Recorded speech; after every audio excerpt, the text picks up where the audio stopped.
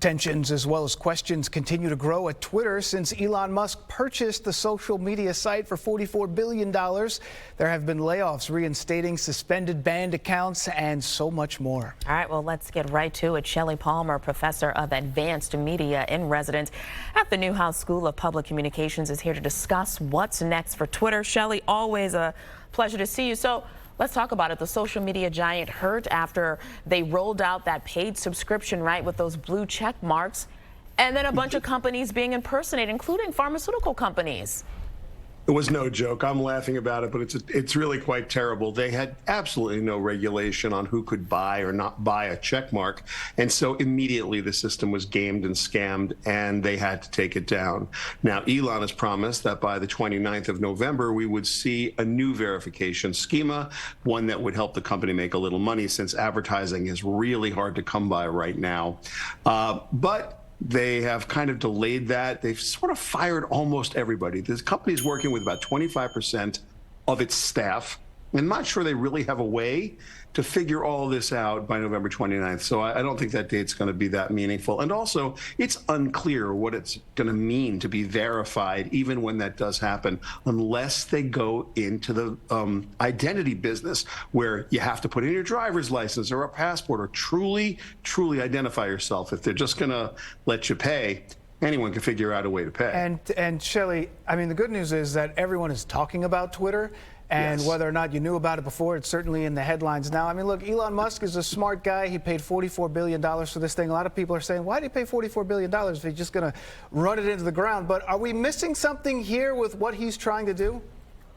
You know, that is a fabulous question. And everyone that I know is wondering, realistically, is this the wrong message that everyone is taking? This individual is the richest person in the world.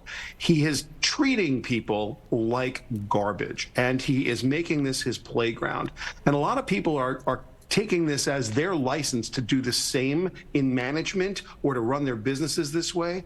You know, he has enough money where he doesn't care what people think, but the rest of us actually have to interact with each other, and we need our businesses to be productive. So I'm not sure if what he's doing is transferable to other businesses, and certainly it's unclear that it's going to work at Twitter. Right now, looks to everybody like he's flying by the seat of his pants, and to be fair, if he knows something we don't know, I cannot wait to learn what that is. Yeah, and some folks, Shelly, upset, despite, Elon Musk doing that poll about welcoming former President Trump back. Kanye West also allowed back on the platform. What does this say about the future of Twitter and free speech?